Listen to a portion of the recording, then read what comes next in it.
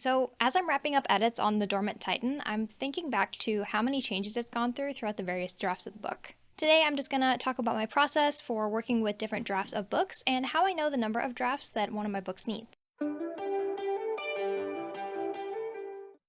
So the TLDR of this video is that the number of drafts that you need for any book in particular is going to depend on the project itself and your writing process. So for my process, a new draft is started when I'm done making a round of changes and I'm ready to move on to the next, more detailed level of edits. This is going to be different for different writers though.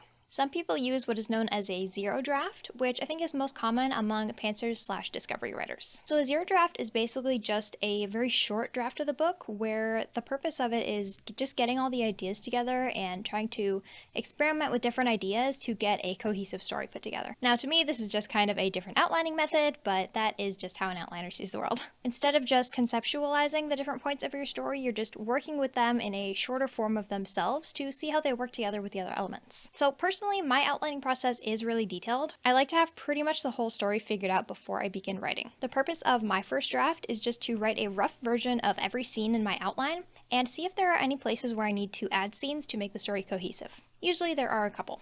And in my first draft, I usually get a better idea of my character arcs because this is the time when I can really play with how the plot points will affect the characters, like, emotionally and stuff.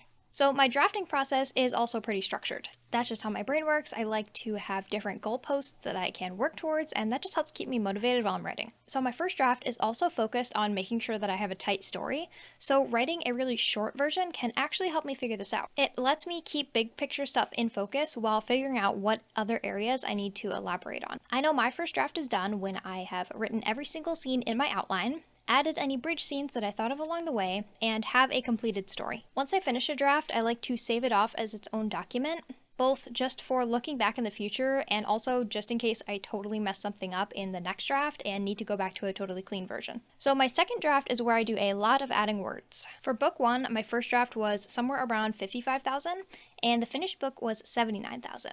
For book 2, my first draft was 78,000 and the final draft is landing just a little bit over 102,000. So this is just about a 24,000 word increase both times. So my second draft is where I really go through and clean stuff up and improve the writing. When I first start my second draft, I like to go back and rewrite my outline or at least update it to match all the new added scenes. This way I can go through and clarify any details and make sure I don't have any continuity errors with things like magic or characters or plot events. I'm also improving the writing as I go, which is where a lot of the adding words come in. I tend to be a little blunt naturally, so when I write my first drafts, they can be kind of light on the details. So once I feel my second draft is looking pretty good, that's when I send it off to my CP and we work on it together. So now I save it as a new version and this is now my third draft. Sometimes critique partner edits end in structural changes or character arcs, but for the most part it's just cleaning up the writing and figuring out the best way to tell the story. So just making sure the character arcs and the characterizations all feel really smooth. So of course I do lots and lots of editing still after that, but once I'm done with that, my third draft is complete and I get ready to send it out to my awesome beta readers. And then in the month that the beta readers are beta reading, that's the time that I will spend starting the final edits of the book. And this is now draft 4. So this time around, there was a lot more to change after betas than I was expecting, so draft 4 actually took me the second most amount of time after the first draft. Usually it doesn't go that way. Normally the first draft takes the longest and the last draft is the quickest. So assuming you're looking to publish in some form, the timing for sending the book to an editor will differ. If you're looking to traditionally publish, you may or may not hire an independent editor before you go out and query, but don't take my word on this as I have no experience with traditional publishing. As for indies, it will just depend on the level of editing you're doing. If you're hiring a developmental editor, you will probably work with them around what I'd call my second draft, once you have the story figured out and have kind of cleaned it up a little bit. And when you work with a line editor will depend on your needs as well.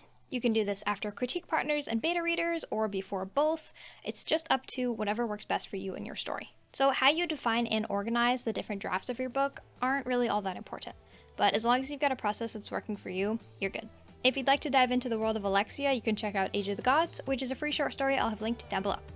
Alright, that's all I got for you, so thanks for watching. Bye!